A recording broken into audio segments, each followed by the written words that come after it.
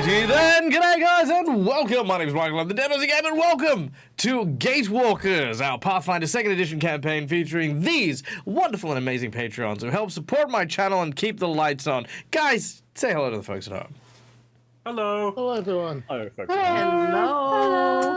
Woo! So good to see so many familiar faces in chat. Forge of Law, good to see you, my friend. Welcome in, welcome in. Marcus, the storyteller. And of course, my lovely cast is also active and live in chat, which is always good to see. I always love when my chat is filled with such pleasant and familiar faces, especially because I spy on you the whole time, especially when, you know, Neil starts like getting completely lost because he's not paying attention to what's going on because he's in chat. That's fine. We love Neil for it.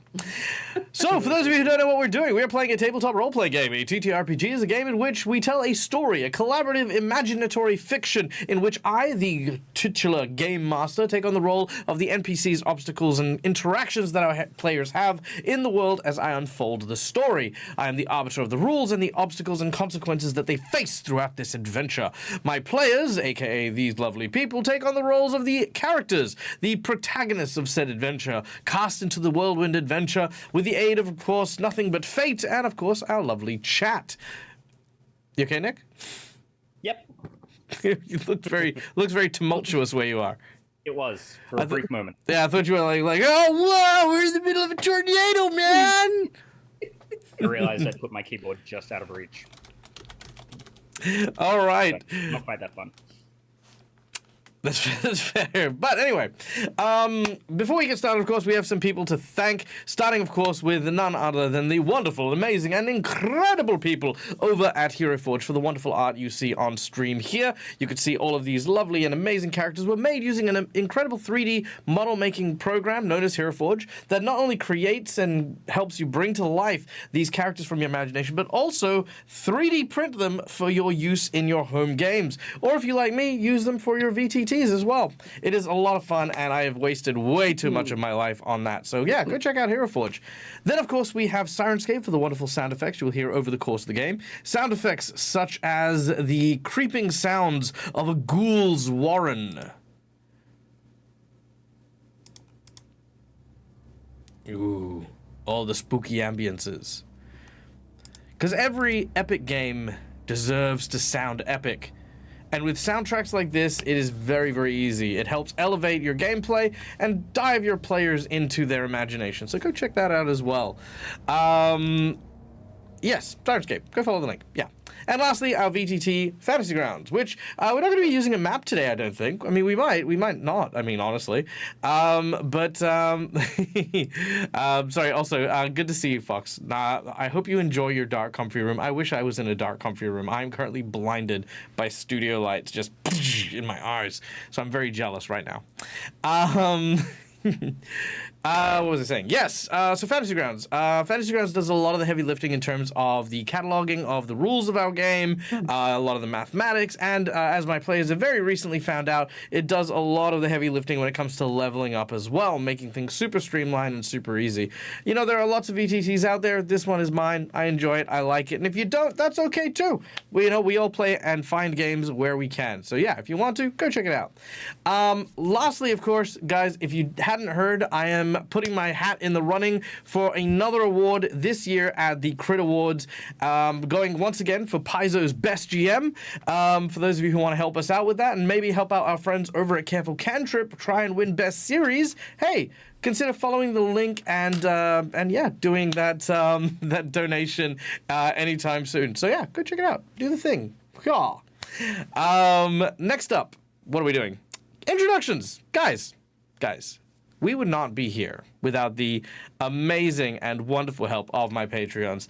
And these main characters of our adventure are the stars. So let's turn it over to them to tell you a little bit about themselves and the characters that they are playing, starting with the wonderful and amazing OG Lava Kitten, who plays Lushara. Hi, everyone. Yes, I'm playing Lushara, who is a young elf who is out trying to find out not only what happened to her, but what happened to her brother right before all of this went down. So she's traveling with Magnus, her familiar, who gets fiery if he needed, and her bunny. Monty and her friends or companions. They're kind of violent. She's kind of not sure about them at the moment. Okay, that's fair. That's fair. I mean, honestly, it was like the wreckage that was once the home of a bunch of gnomes speaks volumes for our party's concept of collateral damage.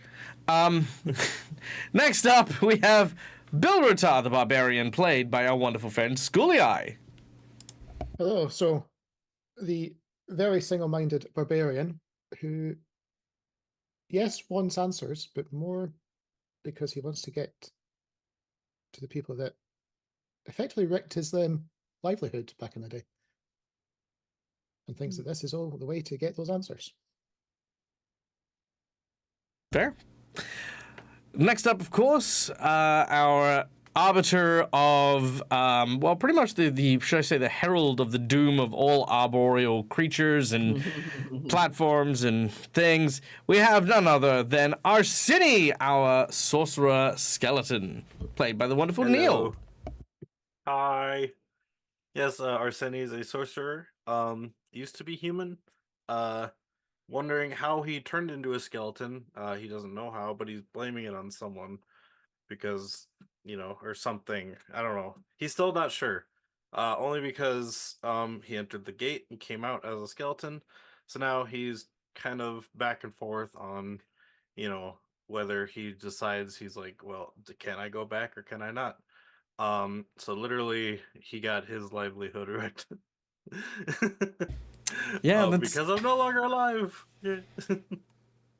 Fair. Yeah, that's true. That's true. You can't ruin your life if you don't have one. All right. Next up, playing the Elven Ranger Aelith is our dear friend Jen. Hello. Yes, I'm playing Aelith, Elf Ranger. I'm on this adventure to find out what happened. And now to prevent the curse, the ailment that afflicted elves, and now they're trying for more people and just trying to stop all the badness is her goal. That seems very wise. Next up, of course, in the company of these misfits is, well, another misfit. We have Viv, played by the wonderful and incredibly talented McBluff. Hi, Dak. How are you? I'm well, thank you. How are you? I'm doing all right. Do you want to tell us a little bit about Viv? I'm not sure. Yeah, all right. Because things happened last session. Well, they and did. I don't know if I want to tie my name to her anymore. Well, I mean, yeah, I made choices. And choices were they had definitely consequences. Yeah, I made choices. They did. Okay, so How this Viv, game works. Yeah. So Viv is a spry and excitable, just little guy who loves to see the world through stories and games, and potentially, maybe, had a bit of an issue last session with a temper tantrum that resulted in the evisceration of an evil psychotic flower, but it was just a flower. And now For we're now. just vibing. We're gonna go do some investigation. They're gonna be a detective. They're so excited to be a detective. Yeah, you do get to be a detective. There's no violence in detective work at all. You guys would be great. Be a lot of fun. You won't need to hit or break or burn or tree things. I can't believe I'm using tree as a verb, but Neil has changed that aspect of my life. But yes. No, don't say that, Dak. We're going to burn down the library if you say that. I know. Also, yes. Also, one more thing. Just so don't forget. I have the lucky pendant. I'm gonna transfer it over to Bill Rotar because it's a new day. Oh, Now okay. Bill Rotar has Yeah, sure. Okay. Yeah, Bill Rotar, you are now in possession of the lucky pendant, courtesy of our lovely donations from chat. Cool. Make sure to make a note of that. And your lowest stat is now boosted? +1, yeah. Yes.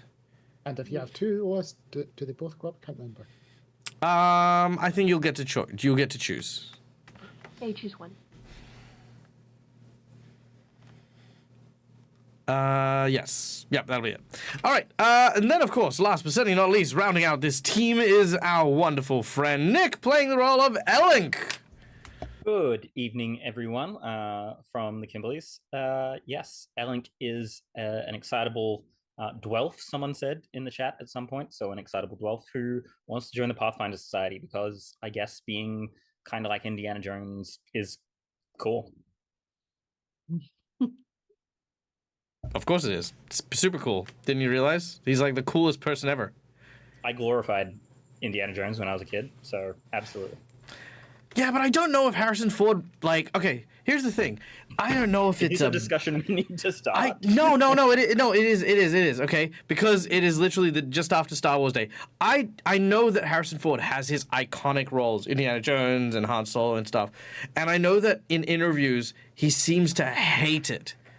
But I don't know if it's a bit or not. And I still, after all these years, can never tell if it's a bit or not. And I'm just, yeah. Such a phenomenal actor. Tired. Yeah, I think he's just tired. It's like, yeah, I did the role. No, I don't know. I don't know. I genuinely don't know. If someone ever has an answer to this, let me know. If someone has conclusive proof that Harrison either hates or loves his roles as Indiana Jones, let me know. You know, it's a thing. Well, if he hated them, why would he keep coming back? That's what I think. Sorry, this is a whole thing, right? We'll do a deep dive. We'll do a deep dive later. Yeah, deep dive, man. Just because I'm an actor and I can kind of. We all do work that we hate sometimes if it brings in the money. Well, that's true, right? But it's kind of like the same thing. Like this could also be like the most genius fucking thing. Like when Andrew Garfield pretended like he wasn't in the movie that he was absolutely of course freaking in for like the longest freaking time. He even tricked his the person he was dating at the time. I know, right? It's my anyway. Don't anyway. That's a lot. That's a lot. Anyway, back onto it, guys. We have one last person to thank before we start our stream. As always, we save the best for last, and that is, of course, our lovely fucking audience. Guys, you are amazing. You are the freaking rock stars. It is you guys who inspire me to do this as a channel. I mean, honestly, and I do say this without, you know, any kind of, like, negativity towards it, I could run these Patreon games offline. Would not be hard at all. But you know what? There is something here. There's something so special about running these games on Twitch with an audience that is as captivated, as fun, and as interactive as you. And it is truly my honor and privilege to be able to bring these games to you and have fun with you guys. You know, and as far as like where these games go and the way they stick around, you know, I keep all these games for posterity so that when I am an old and Alzheimer-ridden, you know, geriatric person trying to figure out how to eat a pudding cup, I'll be able to watch these shows and freaking fall in love with everything once again. So that is how it go. That is how I do. You know, and as big thanks to, you know, everyone being here, we make sure the chat remains interactive by giving you guys an opportunity to interact with it as we play. Firstly, just by watching live, you earn channel points over on Twitch, which you can use to buy channel point rewards. These rewards come in the form of a whole bunch of different cool fun things like inspiration, insight bonuses to give them clues. Now, FYI, insight bonuses for the investigation stuff is not going to give direct answers, just point out heroes in the direction of the right answers. I want to make that very clear before we have a flood of them. We also have things like encounter generators through the tarot readings and a whole bunch of other cool stuff there. So yeah, feel free to check those out. Also, anyone who's subscribed to the channel, you earn channel points faster than those without. So if you do, you know, hey, there's a subscription. But if you guys want more hands-on interactivity with our show, there are a number of amazing ways you can contribute to the DAG Monthly Support Fund. This is to pay my bills and do stuff. And I need to buy new headphones, for example. Like, one of my headphones died, one of my earpieces died, so now I'm like, I can only hear everyone in mono. Like a peasant. No, anyway, it's fine. I'm fine without, but you know. But yeah, there are a number of channel point rewards that you can get. As we say, donate generously, but donate responsibly. For $5, you can donate one of these red markers to one of my players or a purple marker to me. Red marks can be used for hero points, which can be used to stave off death, roll with advantage, or petition the GM for something that isn't in the rules of the game. Jinx points can be used to counteract hero points, make the bad guys roll with advantage, or complicate a already nasty situation. For $10, our heroes, you can decide if you want to draw from either a deck of heroic actions, where you can provide a player of your choice a heroic action, which is a free superpower that is a lot of fun, or I will draw 3 cards and you get to pick one from our deck of plot twists, and I will integrate said plot twist into the game as we are playing. For $20, you can give someone the coveted golden natural 20, which serves as a natural 20 because, hey, why the fuck not? It's a nat 20. Nat 20s are cool. We like them. They're fun. And we love them. There you go. For $50, you can donate to increase the difficulty of a challenge, making a minion into a boss into a super boss, and a super boss into a... Oh god, it took Viv. Oh god, why is it eating Viv? Oh god, it's still... Why is Viv still alive? Oh, somebody help her. Oh god. Oh. Anyway. So yes, boss buffs. They always make things more fun. And they... You know what's really funny is most of the boss buffs are just Patreon game warfare that I've found. Like, it's just every now and then someone from my other Patreon game donates a boss buff to like one other table, and then all of a sudden it's like a I'll get you back, and then it's just this back and forth thing that I don't know what's going on. And then we end up traumatizing Laura Bones, and that's just, you know, that's just fun for everyone, I guess. If you feel, however, for being nice to the group, you can donate $50 to give a player of your choice a magic item. And we have finally given a magic item to our dear friend Aelith, who got an early magic item from our friend McClover for when she first joined. Now, for those of you who don't know, our friend Jen, along with most people here actually, is very new to Pathfinder 2nd edition. So we took our time, made sure that we kind of chewed on what would be the most useful and practical item for Aelith to have at this level. Aelith, for the sake of our friend, our lovely, lovely person and donator, McClover, who donated that magic item, would you like to share what this magic item is? Yes, I took I have a +1 bow with a striking rune on it to help in our fights that are coming ahead. I thought that would be quite appropriate. Very nice. At the time.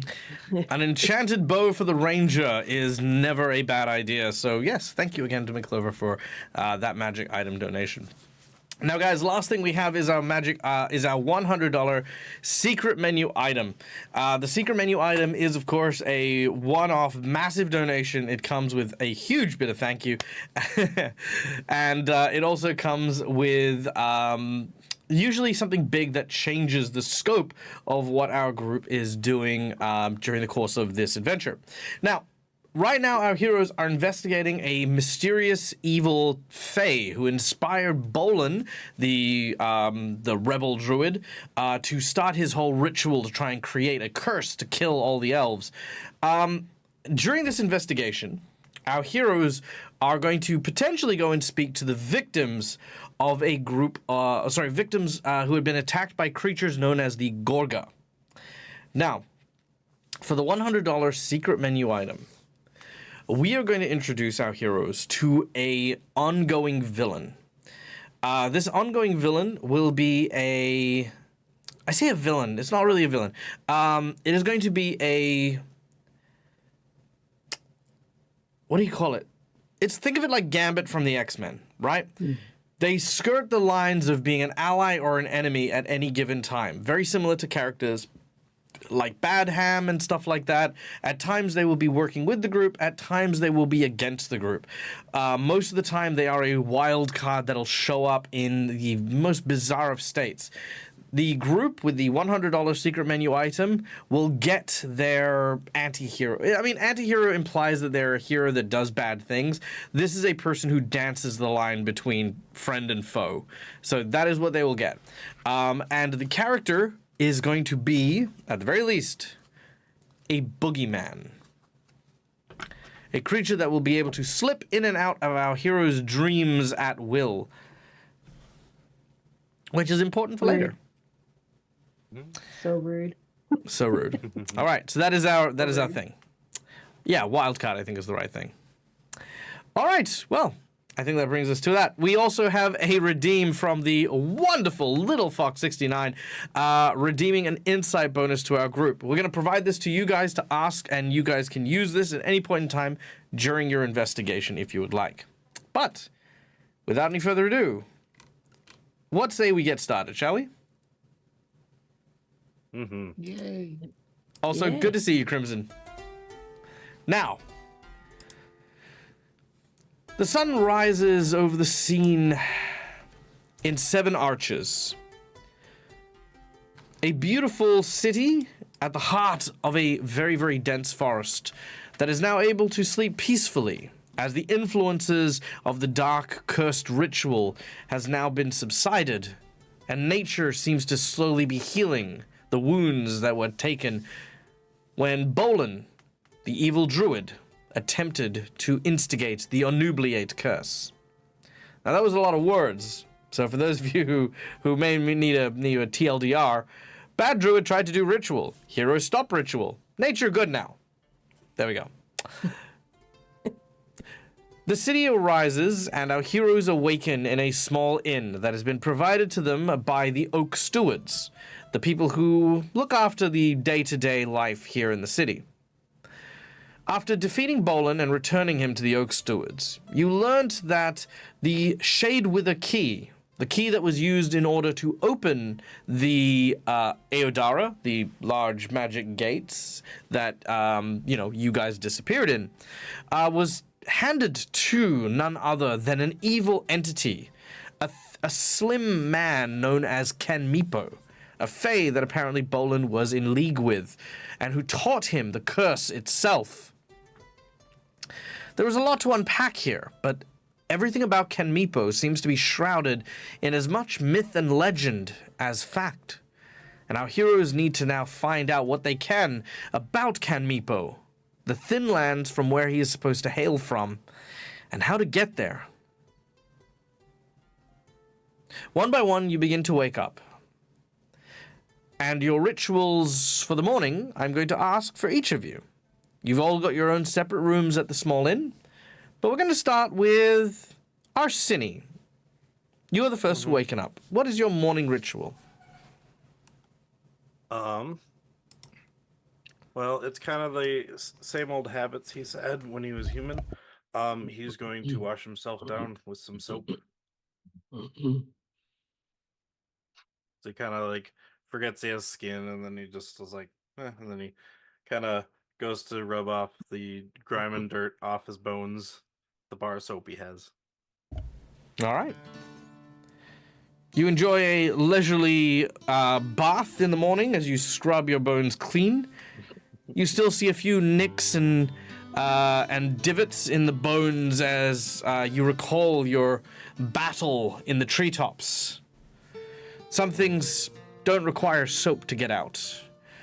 While you may not scar, the trails of your life as an adventurer is still left behind over your very, very porcelainish body. Elink, what about you? Elink wakes up very early every morning. So well done, Arseni, in being awake earlier than me, and practices the clan dance of their clan. Quite important to do that in the morning. Gets you nice and limber. All right. As you limber up the joints, you can also feel some of the pains. Even though healing magics have definitely healed a lot of you, there are still some aches and joint pains that kind of come with healing at such a rapid pace with the use of magic. You recall long ago, people have been, saying, go to a doctor or take time to heal naturally. While magic is, of course, a shortcut and definitely helps stave off lethal blows, there's always the days after. It's almost as if your body knows and instinctively needs the same time to recover. So even though you do not have the cuts and the scars and the bruises and the bumps, you still feel them as you sort of acquaint yourself with your body. Viv, what about you? I think Viv wakes up kind of clutching their doll clothes. The little, I guess, kind of like Saxon doll. And they take out a book that they borrowed from a library kind of around whenever they just had gotten out of the gates. They plan to return it soon once they're able to, but they kind of were allowed to bring it with them on their journeys, and they just read through it a bit, trying to remember all of the different stories. It's a little fairy tale book that they like to look back on every single morning. As you do so, you can kind of see there are tales from far and wide, distant lands. Sevenarches has a quite robust, library of information that comes through here, whether it's from Kionin and the elves that have lived for thousands of years, collecting tomes and stories and tales, or the dwarves from the Five King Mountains who've shared a lot of their works that have lasted through the ages. Or the humans who travel far and wide across this land. There are never a shortage of stories to be told, and you've likely been provided more than a few books to enjoy while you've enjoyed your stay here at the inn. Aelith, we're going to come to you in a little bit. Okay. Okay. But what I do want you to think about is when you entered the Iadara, the magic portal, you saw something that drew you in, something you desired. I want you to have a quick think about what it was that drew you in, and I want you to kind of picture that a little bit. Now, Lashara, what is your morning ritual? Mishara has several morning rituals now. When she first wakes up, she immediately tends to all of her clothing, make sure they're all well mended. Just habit for her as learning the tailoring trade from her parents. Then she writes a quick note in her book to her parents as well as her brother, who she misses, of what she's been doing, and for her brother, how much she misses him. And then she communes with Magnus, just recentering, refocusing, deciding where she's going to put her efforts for the day in terms of knowledge. And now she's got a new bunny. So after that, she gently brushes both animals before finally being ready and centered and calm for the morning. You open the window and are greeted to the sounds of the city. And even though the sounds are quite vibrant, you do also hear that underlying tone of nature. The cats in the streets, the birds that land on the nearby rooftops, the sound of an imp who seems to be yelling at a crow who's fighting over a bit of scrap bread. Even though you are a little bit further away from the natural world and that kind of place that you and your brother were very familiar with, it's still there, just beneath the surface. Biruta, what about you? So, ever since Bill experienced the nightmarish recollection, he's not slept very soundly, always fearing that nightmare is going to return. So he wakes up extremely groggy and just grabs the basin of wash water and just dunks it straight over his head to try and rinse the sleep out. He then starts going on the more traditional preparations where he combs out the beard, puts in a few bits of oils and things like that to plait it and everything back up. And then if anyone was listening outside, you just hear the shing as he's slowly sharpening and polishing the blades, ready for the day, because he knows that even on a quiet day, sometimes a blade is needed. All right. Aelith, before you awaken, tell us about what you saw in the Aodara.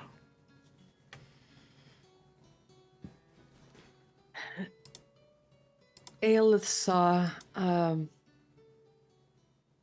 this small village that she was from.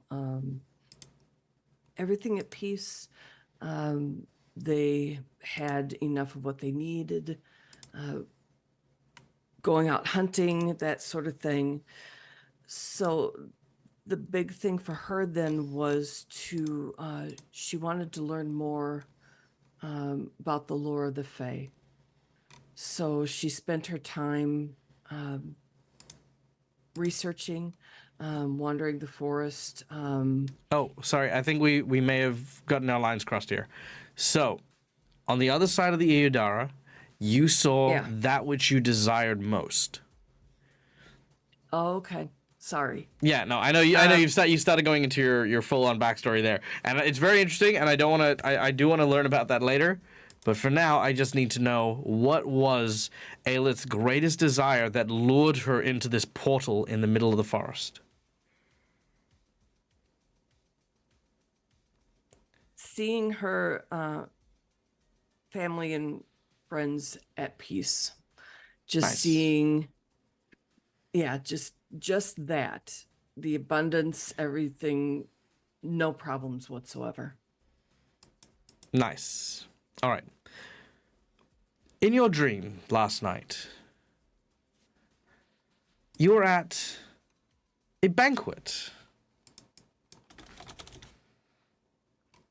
The banquet is lavish and filled with friendly faces. Music plays loudly and fiercely. You can see that there are a number of foods and beverages being brought through, and as you come into the scene, one of your relatives, your cousin, brushes past you. As he does, it looks like he's about to drop an apple, but you watch as he almost expertly uses the tip of his toe to swoop down and grab it, and then kick it up into the air. Whoa, Aelith, watch where you're going. If you're not helping out, at least get out of the way. Oh, you know me. Head in the clouds is what I've always been told. He smiles, and instead of kicking it up into the basket he's carrying, he kicks the apple over to you. Now, these are very special types of apples from the forests of Kionin. These taste almost like strawberry sherbet as you bite into them, with their sweet taste and very crisp crunch. They are one of the most nostalgic things you can eat from this region. You can see that the other members of your village have also started their preparations as they are ready to celebrate the arrival of a new life. A husband and wife who run the local mill are expecting a child. And as a ritual celebration for when the mother is ready to present as pregnant to the village, she would come out. There would be a big celebration, a big feast, and basically what they want is the first interaction the child has with the village, even when in the womb, is that of joy and love and security, because it takes a village.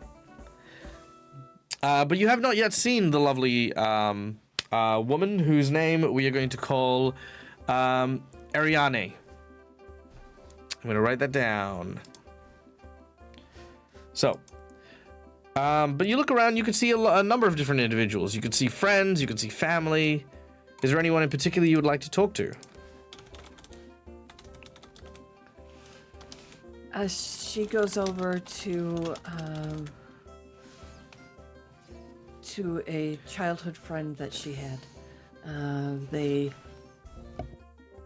did a lot of running around in the forests, and so she's going to catch up on her since they've kind of been apart for a while, off on their own little adventures. All right.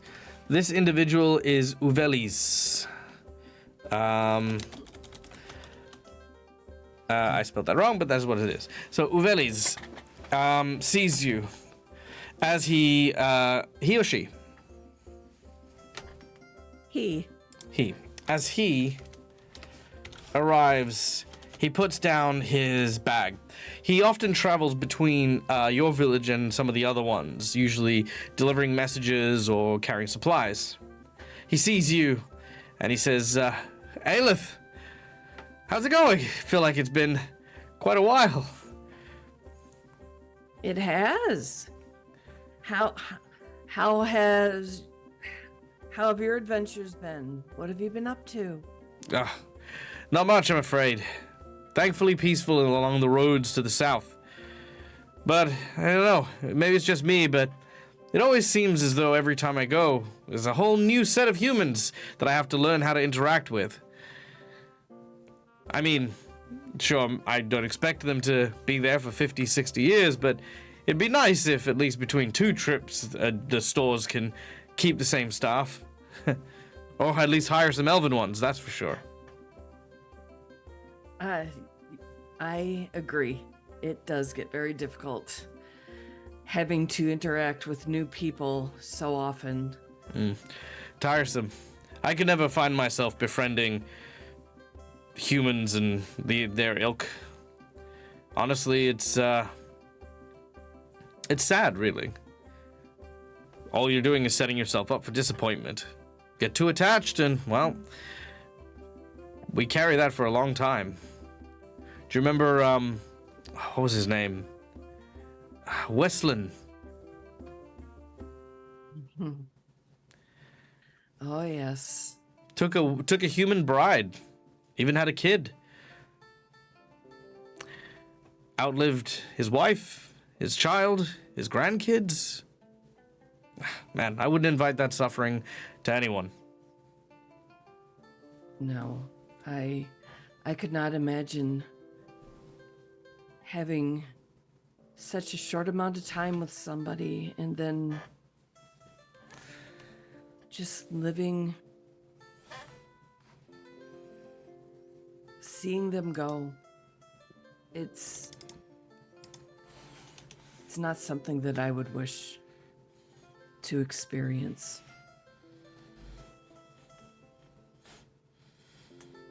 No. But, hey, who knows? Maybe one day we'll find ourselves traveling beyond these woods and maybe even with our own adventuring party. You know, a dwarf, human, gnome, goblin. Who knows? Oh, now that would be an adventure, wouldn't it? You've always been you've always been one for adventure, haven't you? But you know, yes. As he sort of picks up his stuff and moves back in towards the hubbub, he says, you know, adventure's not just going to fall out of a tree. Sometimes you have to go looking for it. And he moves further in to continue his work. As he does, he seems to brush past someone. You've never seen this individual before in town, but they look at you with these rather insidious-looking eyes. It is a robed individual with what looks to be a strange mask, like the skull of a ram, staring back at you.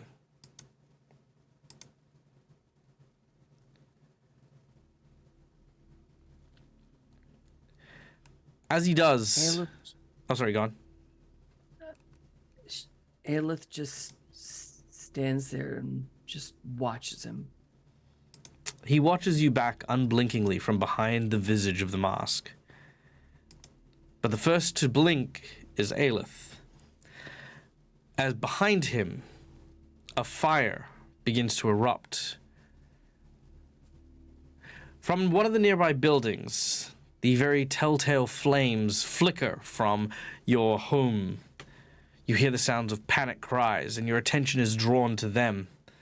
No sooner than you look away, you try to look back at the figure, and the figure disappears once more. It is then you could see the din is risen by black smoke pouring out of the various buildings, heralding the arrival of orcs. each wearing twisted and branded metals as they streak, riding atop these large yak-like creatures, these war bison, as they swing axe and sword and blade at any who cross their path. Regardless of age, regardless if they can fight, they begin to raid. What do you do?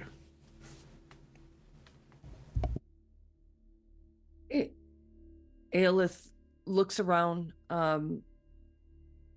not having her bow on her. She looks to find anything to help defend, help fight.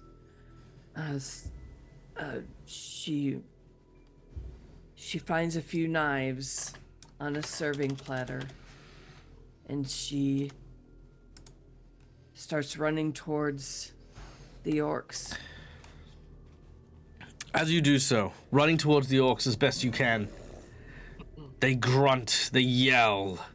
The war drums begin to bang loud. As you are coming head to head with one of these orcs, they charge towards you, axe drawn. Could I get you to roll a d20 and just a flat d20, please? Yes. Not a D2. Don't worry. All right, come on. There we go. Oh. All right. Oh, that's brutal. As you rush towards the orc's axe swings hard towards you, and that is when you feel that warm splash of blood covering your face, but you do not feel pain. Instead, you see in front of you, you see Ulviz, your friend, having put themselves in the way of the axe's blow. They do not even have time to turn. They fall to the ground, the blade embedded halfway through their body, as the orc uses a heavy boot to kick him off his weapon before looking back at you.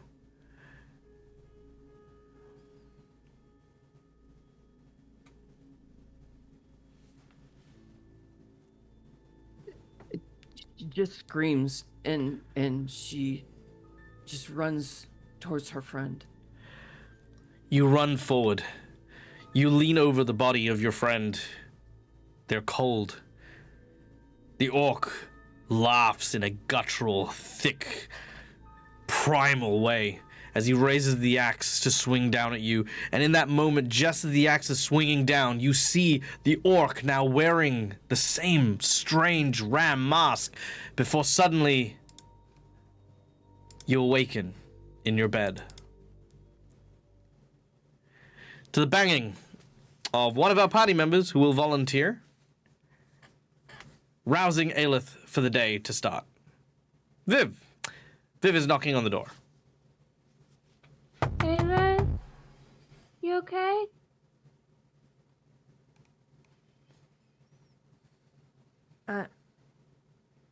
Yes, I'm fine.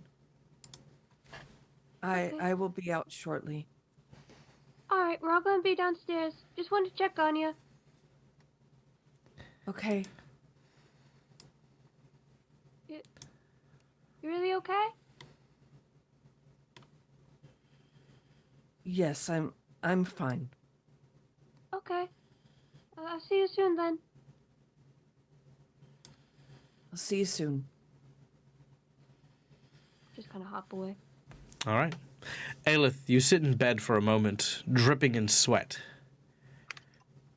Almost instinctively, you look for your bow. It is by your bed. Everything you experienced was a dream, but a dream has never been so vivid for you. The taste of the fruit, the smell of your town, the sound of your friend's voice, everything was far too real for your liking.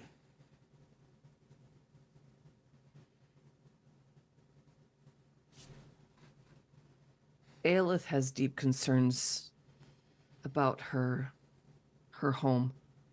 Right now,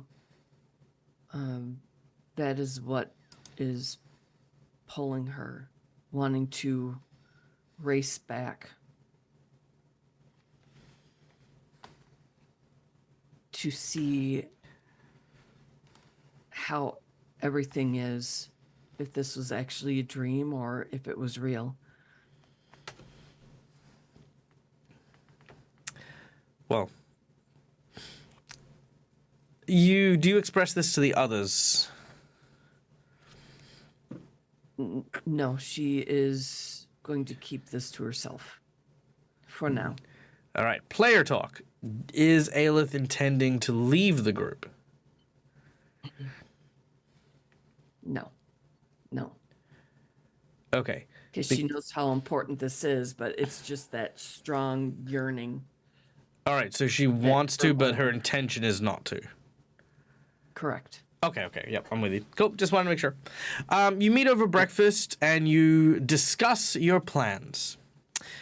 Your plans currently are to investigate Kaneepo. The leads you currently have are the Quaking Stacks, which is the local library where you can study a little bit on the myths and legends surrounding Kaneepo and the Thinlands. There apparently has been an attack of the Gorgas, the creatures that were working with Bolin, who apparently work for Kaneepo. Maybe there's something the victims can share that'll shed some light on the situation. There's also, of course, the location that person was recently attacked.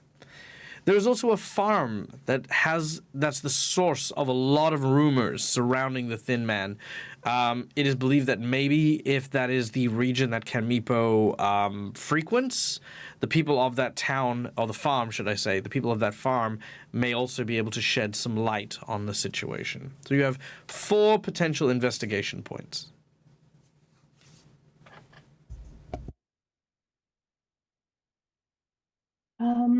Well, since we're here, we should obviously take advantage of the library before we head out.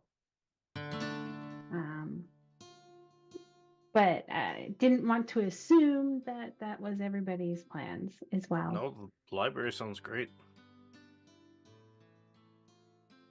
Yeah, hopefully we can arm ourselves with some knowledge before venturing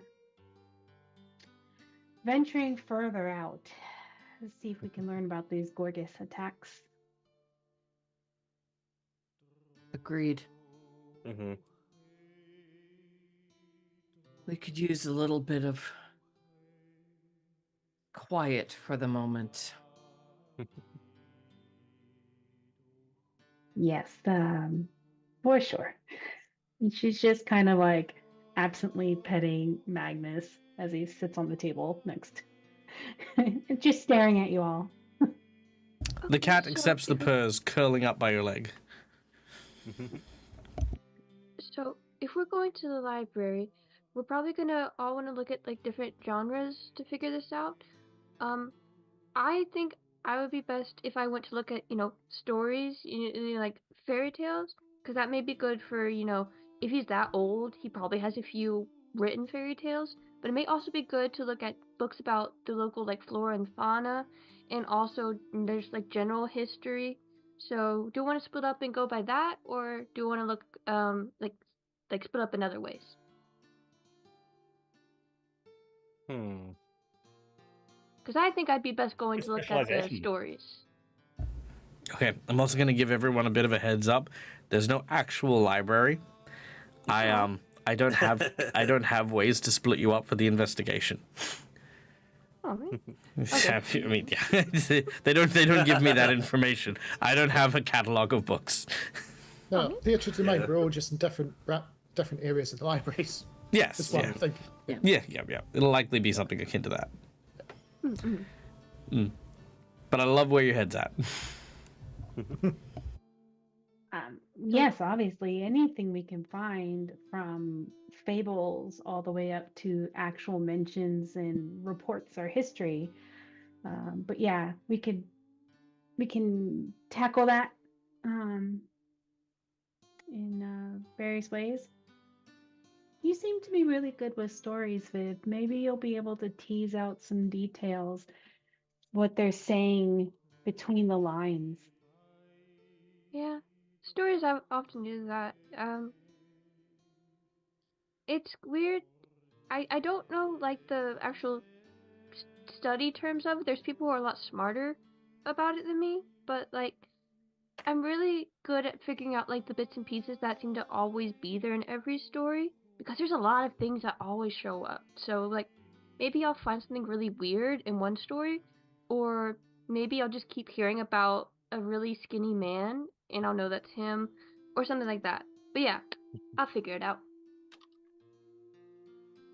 Well, they always say there's lessons in children's stories um, that contain truths of how to deal things. So Hmm. definitely shouldn't discount them at all. Yeah, For all definitely. we know, they could have mentioned some weaknesses. Yeah. And I mean, honestly, thin guys are kind of like really common in stories about the woods because the whole idea is that like, oh, the trees that they're so thin they can hide behind the trees. That's where a lot of that story comes from. So I don't know, maybe he's taking inspiration from that and he made like a whole diet plan for himself to stay super thin so he could be spooky and scary like the thin people in old stories. Or maybe he was one of the original scary thin people.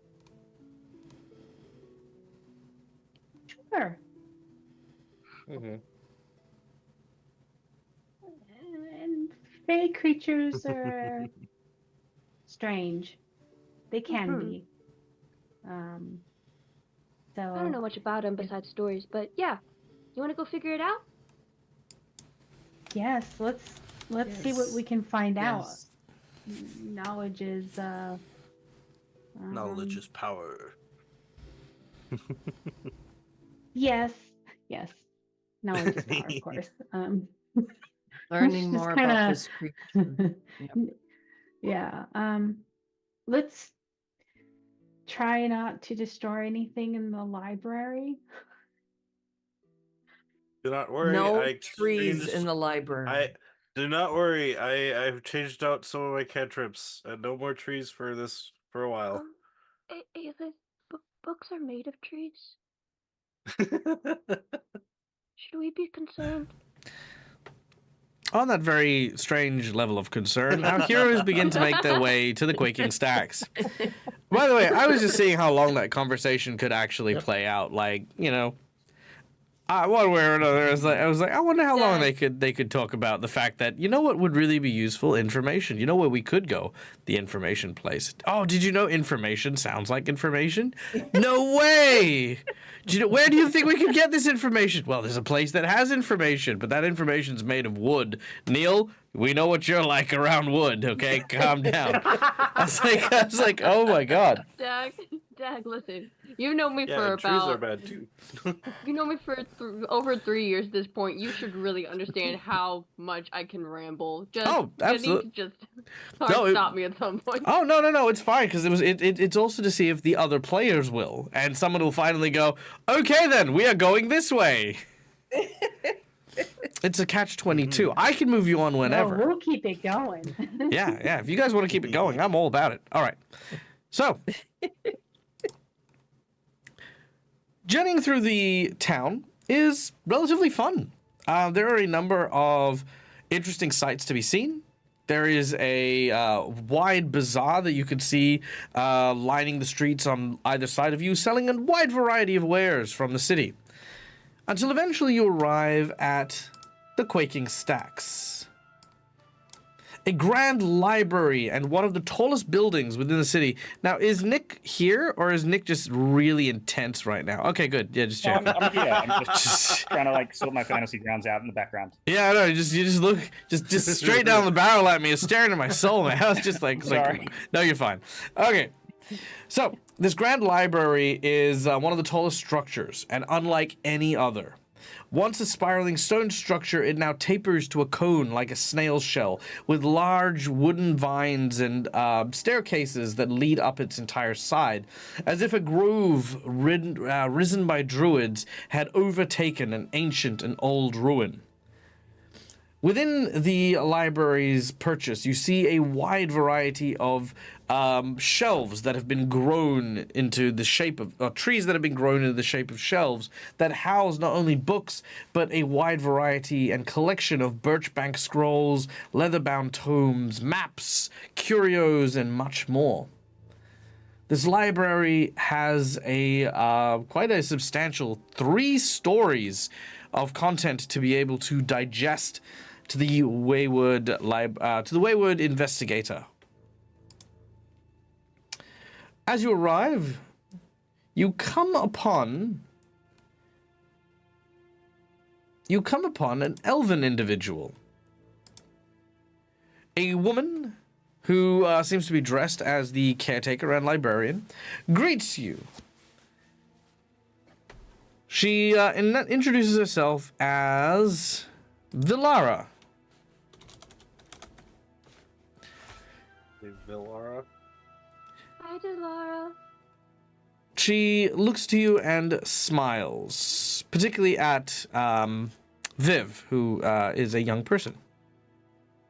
I don't know if this is going to sound good, but I'm going to try it anyway.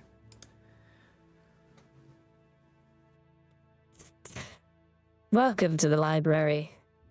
I am Villara. Anything you seek within these walls, I will do whatever I can to try and bring to you as quickly as possible. Tell me, what information do you seek?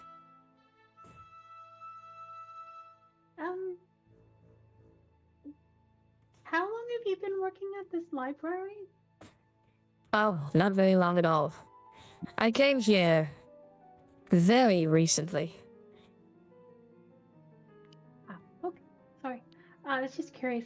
But we're here seeking information on stories that have been going around about Kaneepo, or sometimes referred to as the Thin Man, or anything on the Thin Lands. Oh, the Thin Land. Yes, there is much information about him. Please, have a look in this section here. Now, as she guides you, Lushara, Aelith, and Elink, you should all have realized something very unusual about this woman immediately. Anyone? Oh, Correct. She's an elf. Yep. How'd she get in here? Correct. As she points you to the back of the library, anyone who has academia, library lore, nature, arcana, or occultism may roll in order to investigate the areas in which she has pointed out to you. All right, let's see what I got. I know I have at least one of those. Oh, I have nature. Hi. All right, nature. I can go with either arcana or occultism. Wow. Okay. Oof. A terrible roll. Yeah. Okay. Nature, Arsini. All right, Arsini. In a tome of ancient elven lore, you find a short passage mentioning the defeat of an imprisoned, slender, lurking creature made of shadow. If this is a reference to Kaneepo, it suggests the Slim, or something like that, has been around for millennia. Oh shit.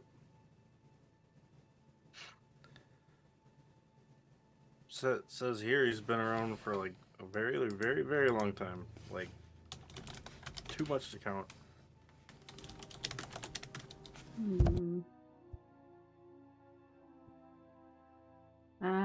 Would make sense if he is some sort of fae being. That's true. Fae creatures typically do not have lifespans. Till they get here. You said it said he was captured, or Interesting. The thing said the defeat and imprisonment of a slender, lurking creature of shadows. He was defeated and imprisoned. But if what Bolin said, if what Bolin said was true, then that means he got out. Does it happen to mention how they were able to imprison and defeat this creature? I didn't find that. Sadly not. Laura? Sorry. Yes, sorry. Alright. I gotta push the voice button. Yes, young one. How can I help? Has anybody else been coming and asking about him? It doesn't seem like a topic a lot of people would ask about, but you knew where all the books would be. Well, that is the job of a librarian, isn't it? To know exactly how to help people in search of knowledge. After all, That's really cool. knowledge is power. So, has anybody else been coming around asking about him? He seems to be a big issue at the moment, or at least a hot topic. Oh, no, not at all. You would be the first people to search for his name in quite some time. Usually, the people from the farmlands, on occasion when they visit the city, will try to find information or look up stuff regarding Kaneepo, only because they believe him to be lurking in the farmlands. Mostly just rumors and superstitions. Nothing to worry about, dear. Are you from around here? Me? Yeah. You just Well- know a lot. Not here specifically, but close by. My family grew up in the River Kingdoms to the north. You know a whole lot about this area for being from the River Kingdoms. I guess Well- whatever floats your boat. Yeah, well, that's a very apt statement given the River Kingdoms. So how did you manage to get by the guards? They've been very resistant to allow elves in out of fear for their safety that the curse could return any moment. Oh, well, thankfully I'm quite resistant to curses and the like. Convenient. How Really? is that? Do you know how other people could be resistant? Well, unfortunately, it's not something I can easily replicate. Oh, it's like something you're born with, like how some people just have natural immunities to different things. Yes. Yes, that's right.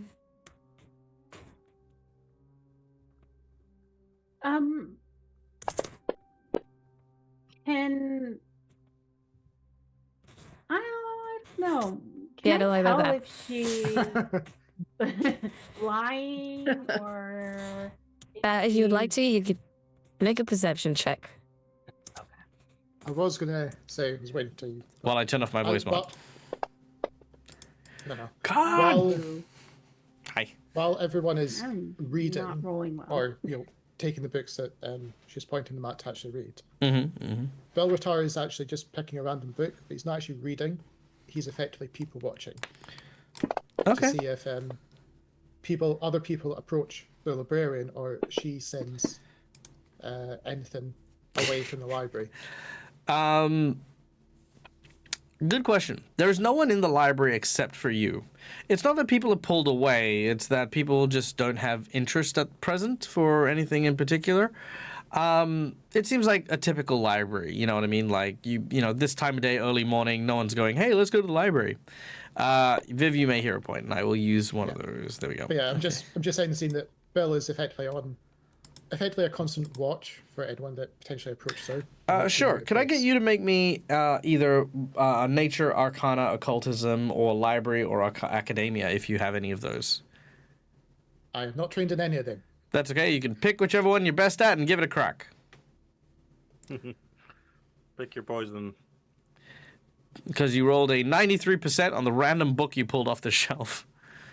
And you also, if you chose intelligence, you have a +1 to some of those.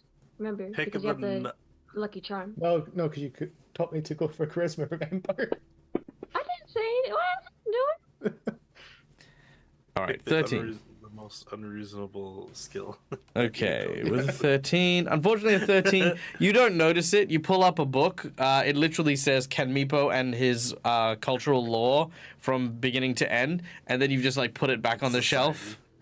Yeah, pretty much. Yeah. Because I wasn't really reading it.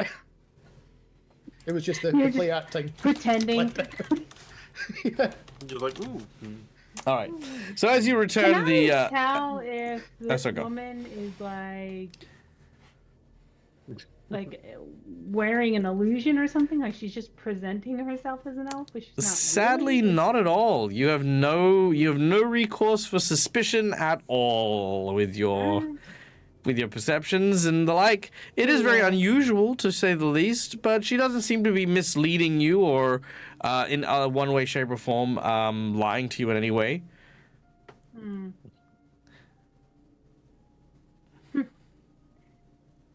I mean, she did obviously point you in the right direction. She clearly knows where the information is. Yeah. Well. Okay. Lushar is thinking, well, maybe she's just feeling a little paranoid because we've been attacked by all sorts of crazy stuff, and wants to go back to looking through books to see if she can find anything. Oh, I'm so sorry. It is very difficult sometimes, especially with the dangers that always seem to lurk around the outskirts of the city. I heard that a group of adventurers recently had to deal with some of the orc stewards outside of town. They apparently had some nefarious plan to restart the curse. That would have been bad for everybody. Hey guys, we're famous. All right. Oh yeah. Yay! Does anything seem off Slowly with, making my way. Does anything seem off with Viv's roll, the 25? Nope, not even a little. Unfortunately, there are no margins of failure. It's just you fail. All right then. Oh, okay. So no matter what we roll, it would be fail. No. Well, Lashara critically failed. And Viv failed. If you would like to, you may make a perception check to try and suss out if this person is, lying to you or deceiving you, etc. But otherwise, she seems to be pretty straight, on the straight and narrow. Yeah, 23. That's not enough, I'm afraid. Are there any books? Oh, Yeah. Sorry. Go first, Arsene. okay. Well, I was just gonna ask: are there any books mentioning which, like battles that the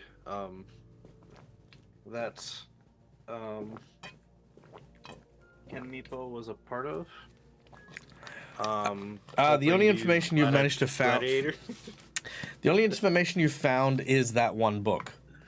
Okay. There is nothing really saying about, battles or things of that nature.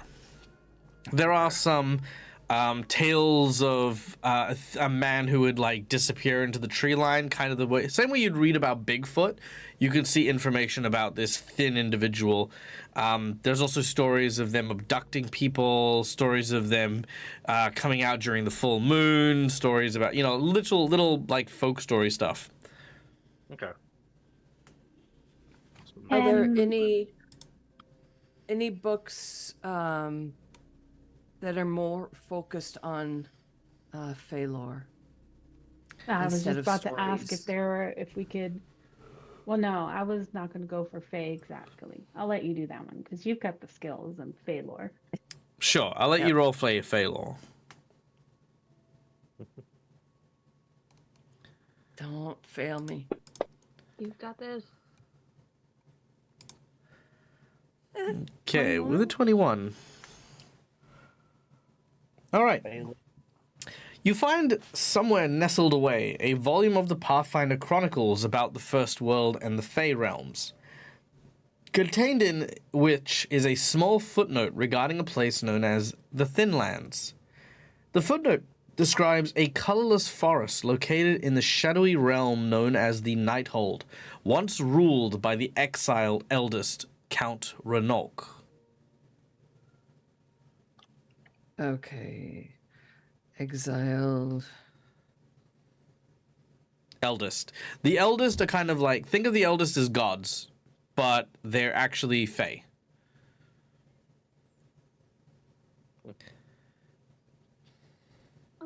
Okay. I want to keep anything else? Any other books? That is more on this count on this thin land. if you want to know about the count, I'll give you another roll on your fae lore. Otherwise, religion maybe, if anyone would like to do that one.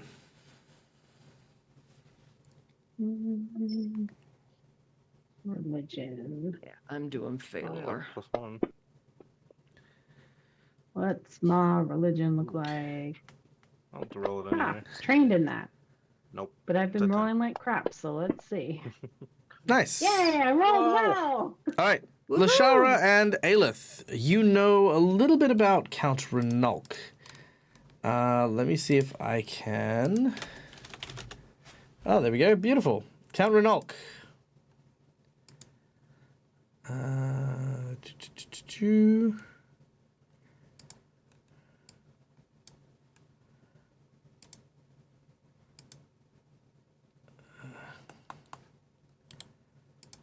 One moment.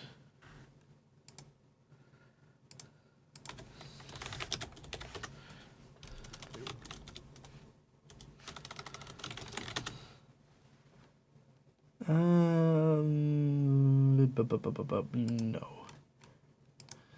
Maybe in here.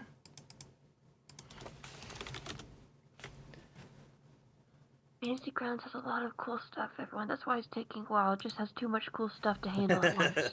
Yeah, pretty much. Okay, cool. Well, I don't have the symbol, sadly, but the symbol that you see on Count Renolk's divineness is a weeping eye that is bleeding a drop of ink. Now, Count Renolk is a chaotic neutral deity. He is a god whose areas of concern are confidence, darkness and sorrow, travel. His edicts are to work in the shadows, hide your nature and your motive, to plot betrayals and or revenge for someone having betrayed you. His anathema is to ask forgiveness, create permanent or long-lasting sources of light. Once the Lord of Darkness and chaos of creation, Count Renolk was cast out long ago by the other eldists and titled the Traitor. Though the eldists are not forthcoming about what heinous treachery Renolk committed, and many among his worshippers claim that he was the one who was actually betrayed, in his new home in the remote corner of the Shadow Plains, Renolk embraces his banishment and has become a patron of exiles, shadows, betrayal, and the betrayed. Renolk had long held the fascination with the world of Galarian, and was alternatively both friend and foil to the powerful arch-wizard known as Nex. On the day Nex besieged the city of Absalom with shadowy beings drawn from Renolk's domain, the eldest seemed to vanish from reality.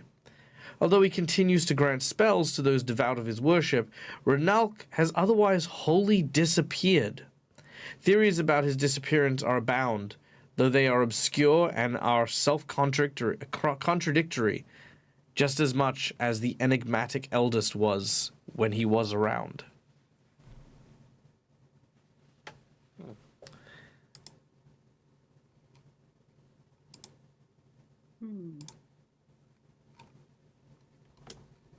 Interesting.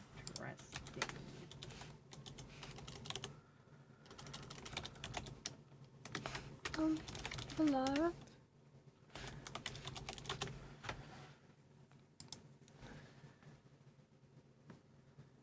Some pretty deep knowledge. We've got a question for Valar. Yes, Liv. Is that, How may be of does Valar say service? that? Does Valar say that? Yes. Oh wow. Oh boy, that's fun. Oh, do you know where the children's section is? I wanted to see some fairy tales. Of course. Follow me this way.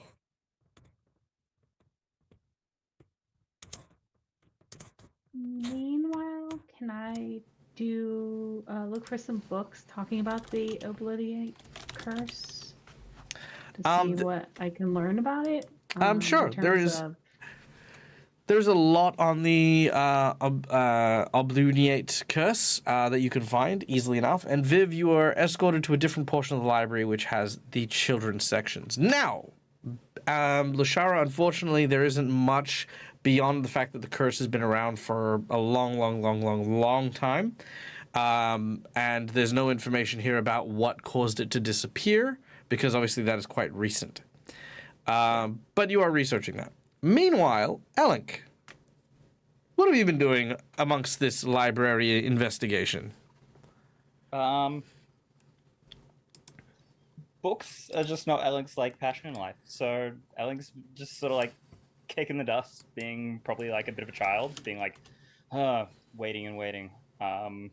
Starting to hear some of this information and I think feeling that Elink wants to get on the road and it's like, okay, we know some stuff. Like the library is not my favorite place. I'm ready to travel. So what does he? Yeah. So what does he do with that energy? Start complaining. Just being like, oh, that's a great fact. Should we go? We can act on that. Let's do that. Ah, that's another great fact. Let's use it. Let's go. All right. Well, and what do the rest of you do as you hear Elling saying this? I don't know that Lushara is really paying the close attention because she's really just nosing books at the moment. Mm-hmm.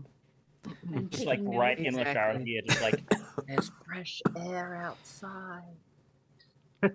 She's totally in bookworm mode. I don't know about the others if they notice. Viv is still off in the children's section at the moment, so I don't think that they would be there for that. Right? No. Well, I mean, this would be just throughout the conversations. Aelith, what is there any information regarding these mysterious gates that have been opening up and people disappearing for periods of time? Not so much the disappearing, but there is a popular ongoing theory that during the time of Earthfall, when humanity was facing extinction from the skyfall, the rocks falling from the sky, the elves decided to abandon Galarian to its fate by traveling through these portals eons ago to avoid the Age of Darkness, which they did. Most of them did. There was one group of elves that stuck behind in order to try and help the people of the Galarian. However, the radiations and the circumstances that they found themselves in corrupted them irreparably forever, which is who eventually became known as the Drow.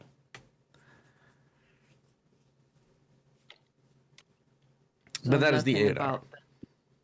Nothing about the other portals, the ones where caused the missing memory.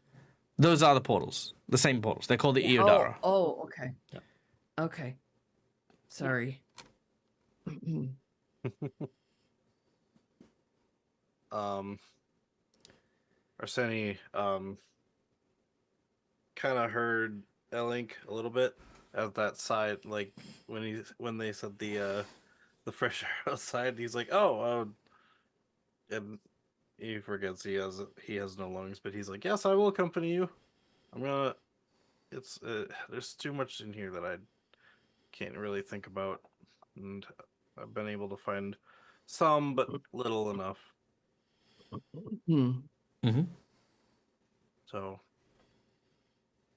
would you so yeah, Link, would you let's go, I guess, just hang out. And Bill, considering how it's set up before, you almost notice him put books back down, and as Viv is effectively led away by herself, follows at a distance, picking off more just to make sure that he keeps an eye on the librarian, because he's still a bit dubious about people approaching. Yeah, can we all agree she is sus, whatever her deal is? Oh yeah. Yeah, not a Well, fan. Well, to be fair, Lushara currently, because of the critical failure, is completely devoid of any suspicion on her. Yeah, and I'm totally shocked as well. I'm just sitting in. Yeah, Okay. but she just seems like I mean, again, the elf thing is weird, but other than that, she's a really nice librarian. It's hard to tell. I mean, you know, like if she just recently got here, that part is the part that's most sus. But I mean, I'm shocked that they let an elf in. They seemed absolutely adamant to not let any elves in. She's like, "Ooh, I'm all curse free or resistant to curses." especially I'm like, if well, she I'm got not a buying job it, lady. here, I imagine that Lushara is got her head like she's wearing a scarf to cover her ears because, you know, she doesn't want to get any guards fussing at her. So it is very odd to her, but she's like, I guess she got special permission. I don't know. And then quickly got distracted by books. So That's okay. People miss social cues sometimes. This is apparently Lashara's like spot. Blind the spot. rolls say she missed it. She was suspicious and then was like, I guess you're fine. Look, Yep, that's I'm how just we betting go. You'd be the last time we see. That's how it went. Anyway, Well, when she's finally done, she's gonna look at Aelith and be like, I don't know if there's anything else we can get out of these books. I think we have, at least for now, all the information we can find with the knowledge that we have. Okay. Yeah. Yeah, I guess let's go find Viv and see if she found anything. And then she's gonna look around and realize that like Elink is gone, Arseni's gone, Bilratar wandered off and like, oh, let's go find Viv. I think All she right. said she wanted to go look at her fables. Viv, where were you? What were you looking for? Okay, that's good. What was Viv looking for in the children's section? fairy tales and stuff about the one guy, I think it was. Yeah, just fairy tales in general. Okay, so you'll find Viv just by the fairy tale section, reading the basic story of the Thin Man, which I've already told you guys. It's nothing new, but it's a book on the Thin Man. Valara has said that you're allowed to keep that book if you wanted to. Yay! Well, that's lovely. Well, Viv, Aelith and I think we've exhausted what they have on what we're looking for, at least. Have you seen the others? No, I've just kind of been here for a bit. Maybe they're just waiting outside. Maybe they just needed some air or something. There's fresh air outside. Did we you just hear hear that from a something? window? Did Did you hear something? Anyway, all right. I feel like I was gonna say I feel like if you don't get a move on, Elink is going to just start like binge drinking. Yeah. She's just like, well, I think we've exhausted the information we can get, so let's go and find the others and see what's next. Hopefully they didn't wander off far. Yeah. All right. Reconvening our group. As you all make your way out to the front of the library with the information that you now have, the three other places where you could gain information is the victim of the Gorga, the place where they were attacked, and the farmlands at the outskirts of what they believe is the Thinlands. It's a hiking kind of day. It's a beautiful day. Why don't we get the hard stuff out of the way, go for a nice old hike, come back to town after? Yeah, but if Just we go talk to wandering, the we can victim might find out give us anything on the more forest. information. I think we should talk to the victim and then head out to Yeah. these other places. I feel outvoted.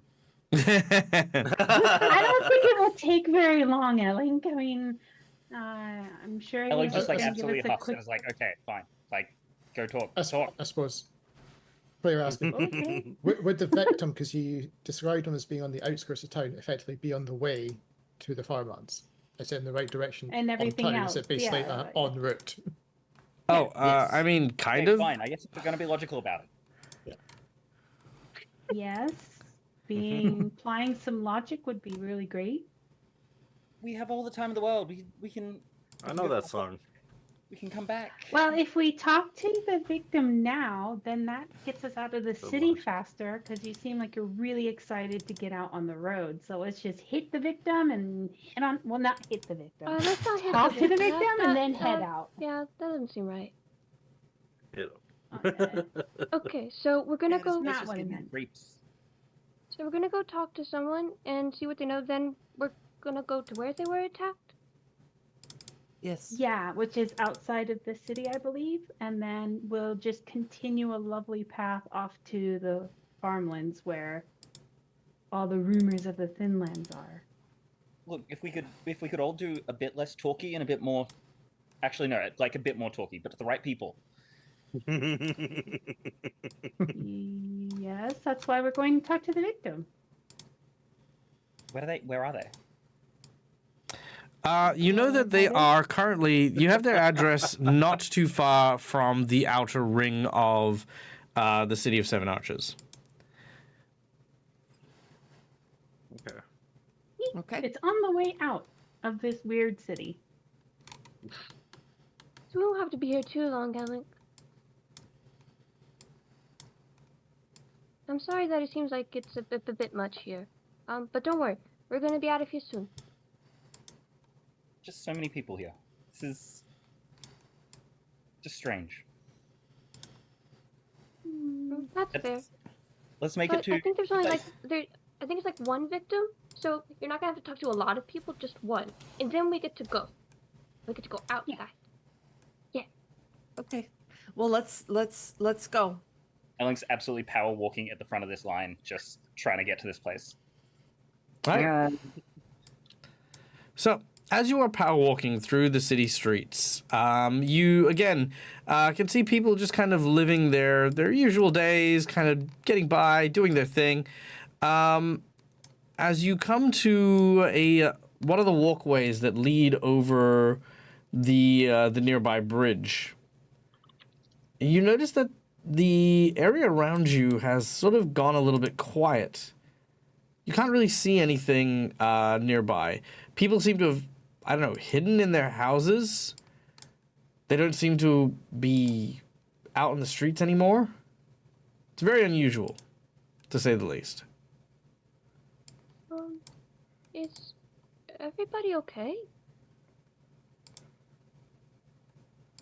It is I'm fine, Viv. awfully sparse for a city.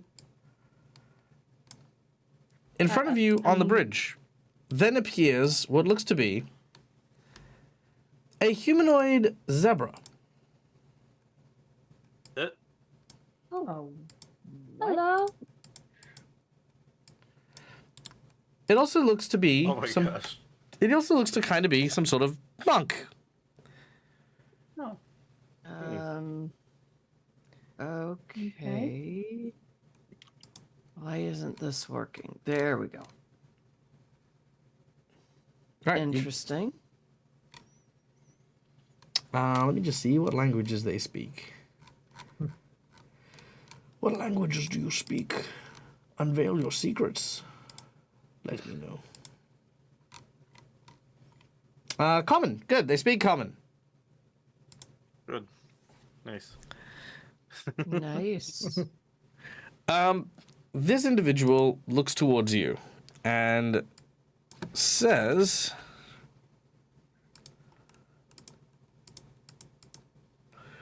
"Ho, traveler.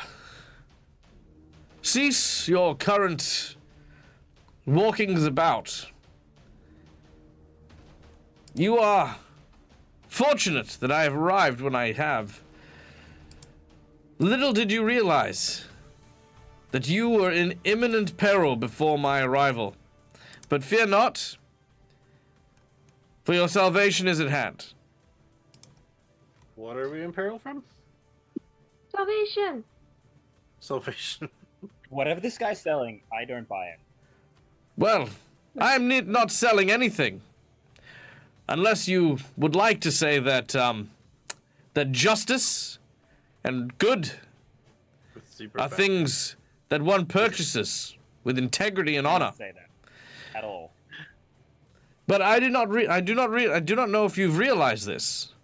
However, you seem to be already in the clutches of an evil creature that has deceived you all. There, and he says, pointing at your group. He points directly at Arsini. That. Foul undead creature. Your time is now over. Ah, shit. Whoa, whoa, whoa, I forgot to whoa, put the whoa, hat We on. know he's made up. We know he's made of bones. Don't worry. He's good. He's chill. Ah, you are aware of his I'm actually a good abhorrent state of being. Absolutely. Can't you see it? Like we can. I figured that perhaps maybe you were innocent bystanders who had been Put the hat on. who had been duped by his evil.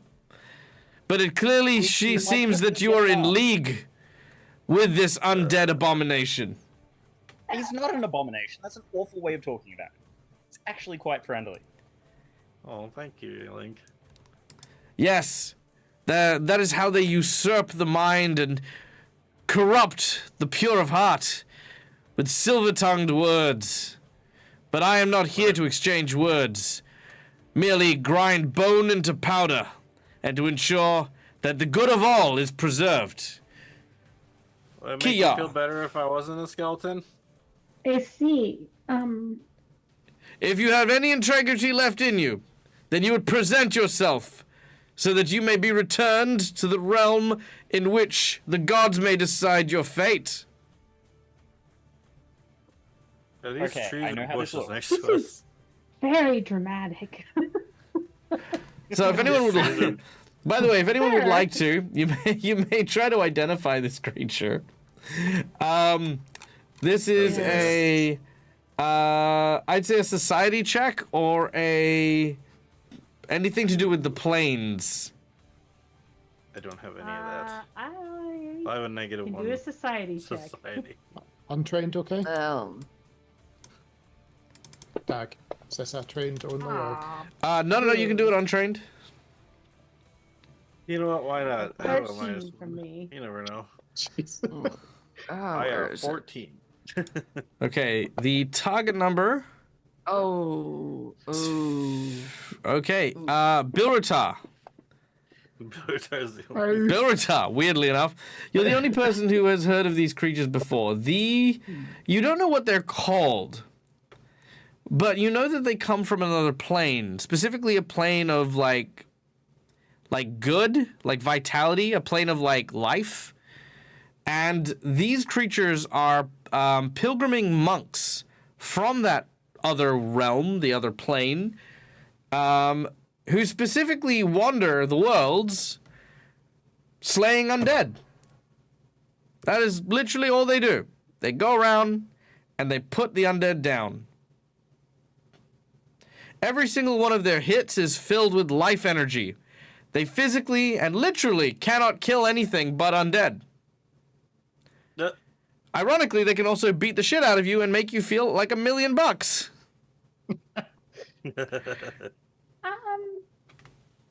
Can we Oh. talk about this before there's like fighting and stuff? Unfortunately really not. reasoning. The more that the creature allows you to hear its venomous words, the more ensnared you'll become, I'm afraid. Unless you wish to, I don't know. Unless you wish to be slightly inconvenienced, step out of the way and allow me to do my job. Are these trees or bushes next to us? They're trees. I was going to say, Okay. so Don't you climb that tree! Don't you climb that tree! If you run, I will still kill you. I will just be angry about it.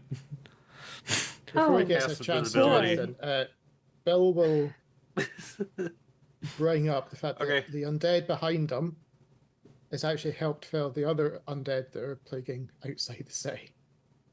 As we got undead versus undead. I just say to the we had monk, a I'm like, Sorry, what discussion what with un- our- What undead? Well, you described Sunward as an undead flower.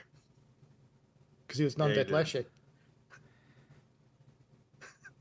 A serial killer killing another serial killer does not absolve that killer of their crime, I'm afraid. Kind That, of voted for Dexter. that is failed logic. Well, Didn't say see, Bill was we've smart. Had, we've had many discussions with our friend here, and we've assured him that so long as he does not cause harm and otherwise act evil, we won't have to destroy him ourselves. Is he So currently we've got this carrying a covered. bag filled with fresh bones? Not no. I got he? those are inside of me. Aelith used those bones. That- as he says that out loud, we're going to go into initiative. No, I didn't. Oh no! God. God damn it, Arsene. That was Fucking- me. You were waiting for that. No, I put those bones in me. Fucking brilliant. Neil, when Dag Why? says anything, just wait. Why? Yeah, I know. All right. So- Every time I'm a pile of bones on the ground. All right. So this guy is going to go first. Oh gosh. Now, a quick question. I presume that none of you have drawn your weapons at this stage. Right. Nope. Correct. Okay, good. Yep. In which case, he is going Not to. drawn. In which case, straight away, he is going to ignore all of you, and move. So he's actually got a 35-foot gosh. move speed. So he's going to have to double move. However, he is going to try and use an acrobatics to get through Aelith. Aelith, what is your? Actually, make an opposed athletics. Let's do it that way. Opposed athletics. Okay, so that is. So he's going to use acrobatics to try and jump past you. Your target number is Ooh. 28. Oh boy. Here we go. Oh, that's pretty good. That's a 22 though. Ah, okay. Yep. Unfortunate. So as you try to kind of like get in his way and stop him, this dude is every sense of the word when I say he is a monk. He literally just flips over and just blindsides one side to onto where our friend Arsene is. At which point, he clenches his fist, and you watch as these swirling motes of white light flow into his knuckles. Oh shit. Oh shit is right. I use collapse. Which does what? It turns a crit into a regular attack. It says its frequency is once per 10 minutes. An Yep. enemy strike attack against you is a critical hit. You collapse into a pile of bones, mitigating the worst of the damage you would have taken. And Alright. the triggering attack deals only the amount it would deal on a hit, typically full damage instead of double damage. Any other effects caused by a critical hit still occur, so the crit cards and other crit full damage stuff, like any effects that a crit would do would happen. While you're collapsed, you're flat-footed and can't act except to stand, which reforms you into a skeleton in a standing position. All right. Are you weak to positive energy? I mean, that's negative survival. I would think so. Oh,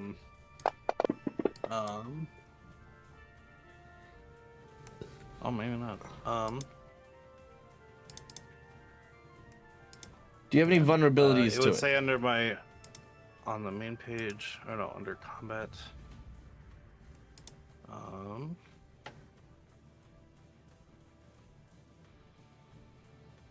No, it just says you're damaged by it, so yeah, that's fine. Okay. Gotcha. Yeah, it doesn't say you're weakened by it or anything. Okay, cool. All right. Kill. It is just effective against you. Wah! So he hits you, wham, with a solid hit as he comes around. Mine just fall to pieces. All right, and you fall to pieces on the ground. To everyone else, it just looks like he is defeated and dead. Maybe. Aleph. Senny!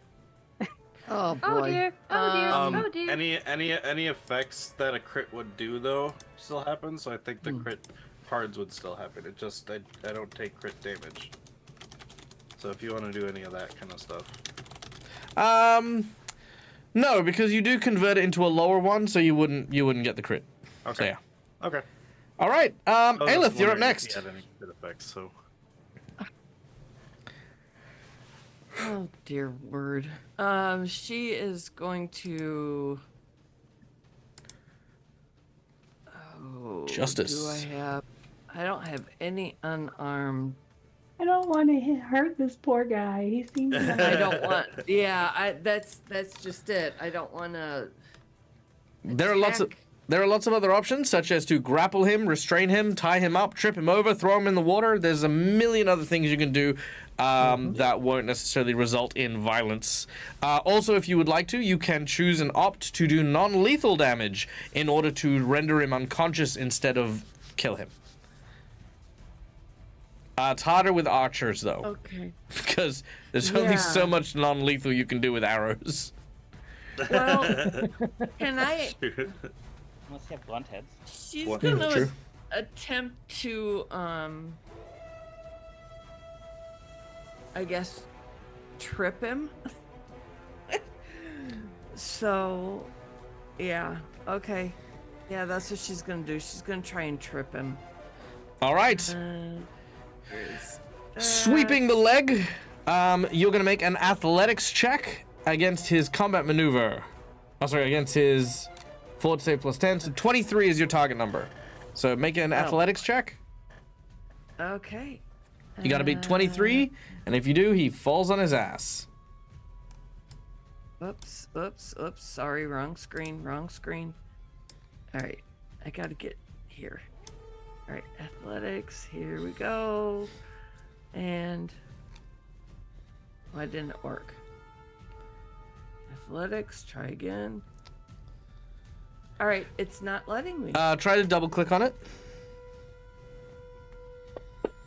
There you go. Ooh, an 11. Unfortunately, that is not enough to trip, but that is only your first one. If you want, you can try it 2 more times. Isn't that a Okay. uphill? Yep, gonna keep trying. All right, this one's at a -5. That is not gonna do it. Oops. And you've got one Okay. more. Here we go. 23. So that's a -10. That's a 13, unfortunately. So with your 3 attacks, he's got like, I mean, as you imagine from a monk, he's got a pretty good and sturdy horse stance. So as you try to kick his legs from under him, you do realize that he doesn't seem to, like, it looks like he could potentially attack you, but is like, he's got no beef with you. He's good. All right, Viv, you're up next. You're in front of a pile of bones that was once Arsini. Oh no.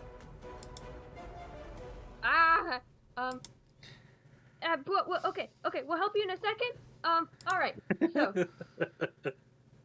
So, realizing that this guy seems to be more about physical combat, kind of is like, okay, maybe if we beat him at that, he'll leave us alone. So instead of doing any magic, it's gonna just like pilfer around, see if they have any loose glitter in their coat or any sand that's on the floor, like dirt or anything, and just try to throw it at their eyes.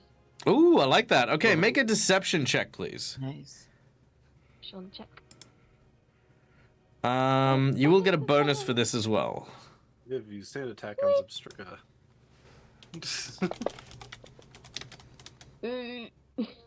Okay. You do get a +4 on your deception check. Let me just check here. Let's see if his thing's a 17.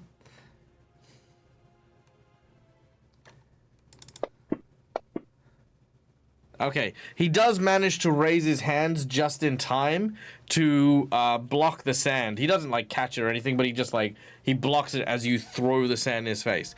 But it does give you an opening if you want to do something with your other 2 actions. I think Viv's gonna go full spider monkey here and just try to jump and try to grab onto his back. Like basically just hop around and try to like grapple him. Not able to bring him down, but able to like try to grab onto his neck and try to hold on. All right, 1 action to move, 1 action to grapple. Make an athletics check. Your target number is 23. You get a +2 bonus because he is off guard because you and Aelith are on. Actually, no, sorry, ignore that. Never mind. You don't get a +2 because neither of you have your weapons out. Right, let's see.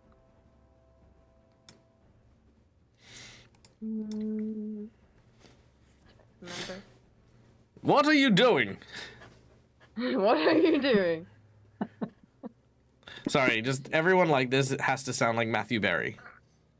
I think I'm gonna hero point it. You gonna hero point that? All right, let's hero point it. I'm gonna hero point it. All right, let's do it. Is a no for me, I'm afraid.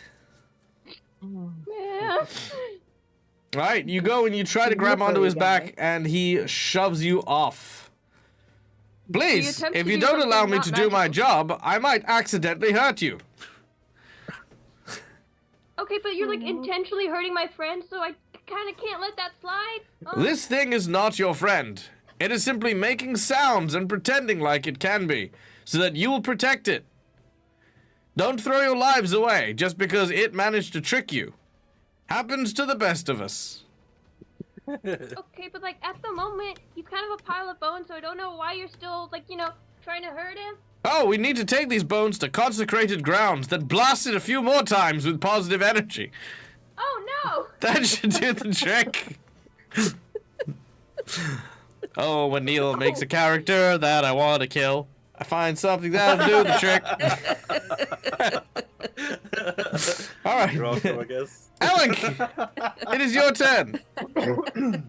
I want to look Bill Rotar directly in the eyes, and with a nod, just be like, "Dog pile."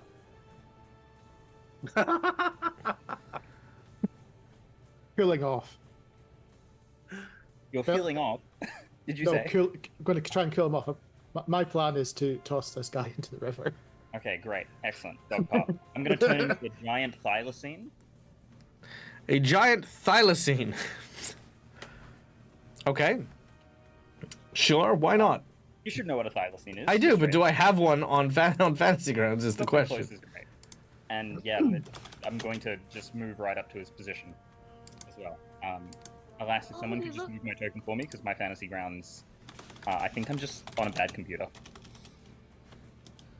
Oh, they look terrible. Oh my goodness, what is this creature? It's a Tasmanian tiger, is its other nomenclature. Oh, They're this poor canines. thing. Oh, I love it. I don't have a thing for it, so yeah. Is it medium or Grand large? Wolf will do. Large. Yeah. Let me see if I can find one.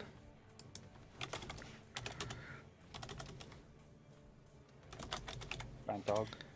Yeah, no, I don't have anything for that. That's fine. All right, anyway, cool. You turned into one. That is 2 actions to do so. Yes, that is 2 actions. Leaving your last action to do what? And I'm just going to move up to him. And if you wouldn't mind moving me, Dag, thanks. Not a problem. There's good.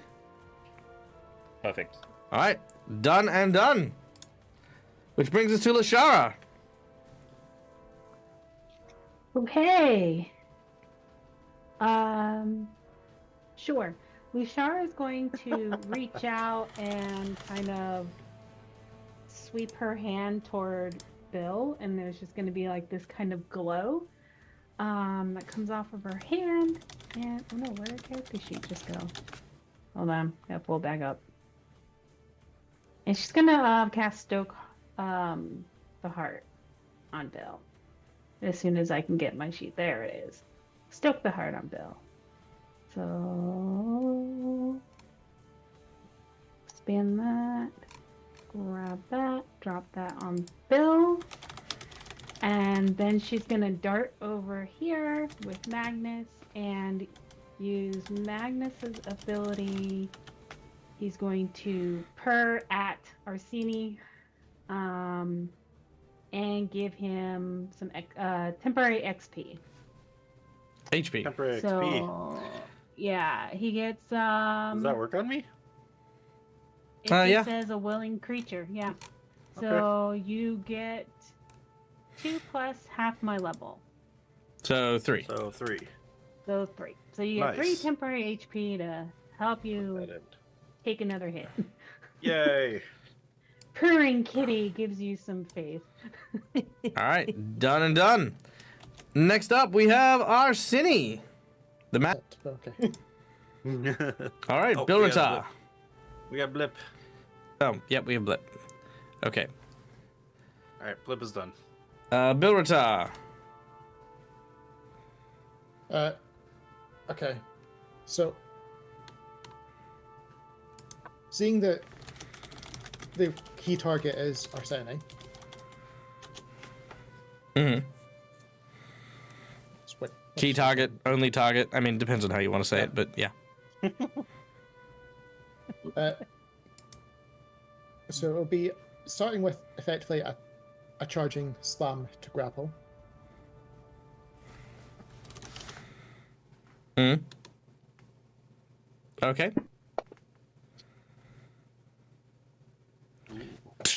No. Oh no. Failures. Please don't touch me. This is my personal space. Very well. So since I've not grabbed him, Sorry, you moved and then tried to grapple him? yeah. Okay. Let's say you moved over there. So failing that, it'll try to be a leg sweep, so pulling in the back down. Critical failure. Oh my god. As you go to try and trip him, it was literally like hitting a tree that has been rooted in the ground. You kind of trip and you flop over as you hit him in the leg. Yep. Doing well. That'll be all 3. Very well. Arsini, now that you've waited for that to happen, what are you doing? I'm gonna take my whole turn to lie and just pretend I'm dead. All right, make a deception check. Denny, Drop no, it on him. no, you can't really be dead. No, it's Denny. Oh my god! Damn it! No! This is going to be an epic end cliffhanger moment, though, isn't it? All I right. don't have any hero points either. So you watch as the large foot of the creature sort of rises up as he prepares his big martial art finish. As he then charges it, filled with positive energy, with like Viv on one arm, Ellen growling in the other side, Aelith kind of again on the ground with Bilrutar as they're trying to hit his legs, Lushara and Magnus kind of doing their best to kind of try and get their attention. And we will be back next week and to find out the fate of Arsini. and Those this are creature. smile bones. All right, thank you guys for coming and joining us today. I hope you guys had a great time. Now, before we go anywhere, I do want to point out, like, here's the thing. I am a very perceptive DM, and I could tell that, you know, like our dear buddy Nick was itching for a fight. So I was like, you know, like, what would make sense for a good little tiny random encounter? I'm like, this guy who literally can't harm anyone but Neil. That's funny. That's amazing. What I wasn't expecting was 5 turns of people not being able to even remotely restrain this individual. So Freaking monks. So freaking monks, yeah, that's it. Freaking monks. I mean, not gonna lie, this guy was built to do one thing, and by thunder is he gonna do it. So we're gonna find out what happens to our city next week when we return. Oh, no. But guys, we will see you in like 8 hours for our next game, which is of course Curse of the Crimson Throne, with a whole new group of Patreons as they are embarking on a series of trials for Shoanti barbarians. But also maybe another death on that game. I mean, maybe a new character. Who knows? We'll find out. A skeleton. No, just kidding. Yeah, with another skeleton. So, we will see you in the next episode. Yeah, stay tuned to find out all the cool stuff. We have sponsors: Hereforge, Fantasy Grounds, Sirenscape. All of them are cool. We have the usual schedule for next week. I don't think there's anything really big coming up. We are currently amidst preps for Gen Con and stuff. Again, thanks to all of your massive support and stuff like that. Everything is currently underway, which is amazing. Our schedule has somewhat been decided for Careful Cantrip, so I say everything is locked in. On the 19th of May, the panel times are going out there, and as of right this second, I'm in a couple of CC panels. I am also on a panel. I'm on a live play with Dingo Doodles coming up on that at Gen Con, and possibly something with One Shot Questers. I mean, either that or we'll just be hanging out. I mean, I don't know. It's just, yeah, because I don't think he's been approved, because he was all like, hey, Dag, have you been approved yet? And I'm like, yeah. It's like, I haven't been approved yet. It's like, when did you apply? And he's like, 2 days ago. And I'm like, God damn it, dude. It's fine. Whatever. Anyway, so hopefully he'll get some stuff, and then we'll be able to see you guys there and doing a bunch of stuff. So yeah, that's all that. Good to see your faces. Hope you're doing well. DAG formation for the day. What is our DAG formation? The DAG formation is this. Sometimes, the world isn't as scary as we'd like to think. Sometimes it can feel like stuff's out to get us. And then, you meet a zebra person who has nothing but powers but to kill your character. And you realize it is out to get you. It absolutely fucking is. And there's nothing you can do about it. But you know what you can do? Rely on your friends. Because it might be out to get you, but it might not be out to get them, and they're pretty good backups. Yeah. D&D wisdoms. All right, stay safe, everyone, you beautiful, lovely creatures, you. My name is Michael, I'm the Nerd as a Gamer, this is my place, this is my face. We have had an amazing time here today. Stay safe, stay wonderful, be kind to each other, because why the fuck not, it's free, and until we meet again, from us to you, game hard, or die trying. Bye, everyone! Bye.